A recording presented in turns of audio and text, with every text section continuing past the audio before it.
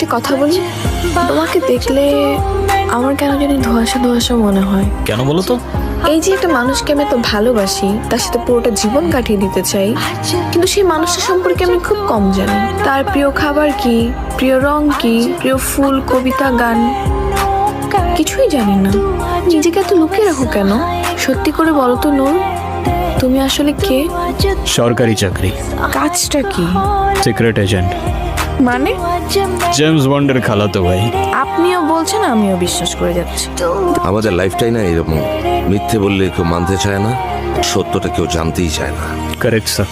সত্যি করে বলো তো নূর, তুমি আসলে কে? মানুষ। চলো চলো। मन दिया मेरी खतावे दे दे जो भी तू